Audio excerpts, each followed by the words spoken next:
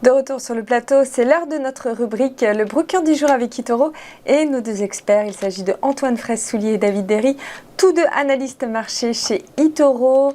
Bonjour messieurs. Bonjour à tous. Bienvenue avec nous. Antoine, on va débuter avec vous et les Market Movers Europe et bien sûr l'indice phare, le CAC 40, avec une volatilité qui est très présente en cette fin d'année. Un indice français qui connaît quelques turbulences, notamment avec cette crainte de nouvelles restrictions face à Omicron. Mais il ne faut pas oublier malgré tout que l'année 2021 restera la meilleure depuis plus de 20 ans. Oui, effectivement, on sent que ce nouveau variant sud-africain Omicron, perturbe les marchés et vont perturber ces fêtes de fin d'année, car il touche même des personnes vaccinées. Par exemple, aux États-Unis, 73 personnes infectées le sont avec Omicron et ça pourrait rapidement devenir, bien sûr, le virus dominant en Europe. Donc, il y a des durcissements des mesures sanitaires dans plusieurs pays d'Europe. On l'a vu notamment, les Pays-Bas ont imposé à la population un reconfinement strict. L'Allemagne aussi impose une quarantaine pour les voyageurs en provenance de zones à risque.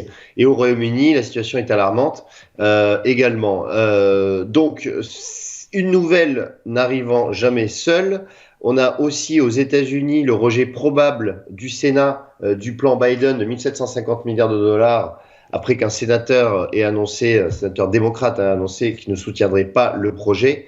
Et puis, on a vu également la semaine dernière, au niveau des banques centrales, que, si je puis m'exprimer ainsi, la fête était finie, puisqu'on va assister à 3 hausses de taux aux États-Unis, et on arrive dans des politiques monétaires beaucoup moins accommodantes, même si, bien sûr, s'il y avait une persistance du virus, peut-être que ces politiques monétaires se retourneraient et on verrait une dominante accommodante de la part des banques centrales. On verra ça attentivement au début d'année. Toujours est-il que ce CAC 40, lui, est très volatile, puisque hier, il a ouvert à moins 3% et finit finalement à moins 1. On voit qu'on a des séances avec une volatilité extrême sur certaines valeurs.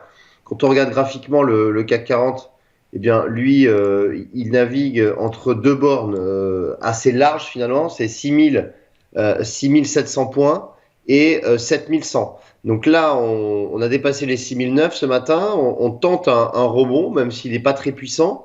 Mais bon, cette fin d'année risque d'être encore très volatile sur les marchés. Alors, il y a un titre qui s'est démarqué hier, c'est BNP Paribas.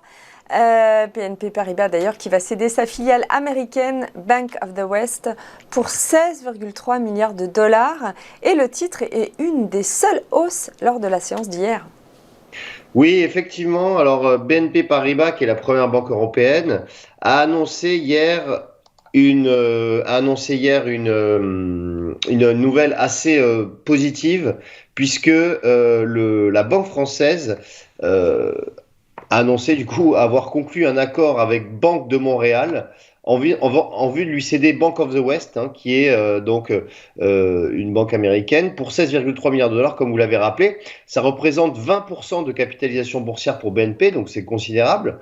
Ça va générer une plus-value exceptionnelle nette d'impôts de 2,9 milliards d'euros pour la banque française, donc c'est une très bonne opération. Elle est d'ailleurs perçue positive par le marché parce que ça va entraîner une appréciation des multiples de l'action BNP et générer un retour sur capital attractif. L'opération devrait être bouclée en 2022, sous réserve bien sûr des conditions suspensives habituelles, et sera suivie d'un programme de rachat d'actions, ce qui est également positif pour BNP. Donc les investisseurs hier, donc les marchés ont baissé, sauf quelques valeurs, dont BNP qui a progressé de 0,5%. Ce matin, BNP est en hausse de 1,5%. Et donc on voit que ce titre essaye de continuer sa progression, puisque elle progresse assez fortement depuis le début de l'année. On va surveiller maintenant les niveaux de 58,30, c'est un niveau de résistance intermédiaire. Et puis si on dépassait ce niveau, on pourrait retrouver les plus hauts annuels, qui se situent à 62,40 €. La dernière valeur, c'est Eurofins Scientifique, également la plus forte hausse du SBF 120, alors évidemment qui profite des conditions actuelles puisque son cœur de métier a le vent en poupe. Oui, effectivement. Alors, c'est vrai que Refin Scientifique a déjà intégré le CAC 40 il y a plusieurs mois. Et surtout, son activité est vraiment, comment dire, est vraiment très favorable à la conjoncture actuelle. Pourquoi? Parce que son cœur de métier, c'est justement de la vente de tests, de dépistage pour le Covid ou autre, hein. Mais évidemment, les tests de Covid sont en train d'exploser actuellement avec la variation du variant Omicron.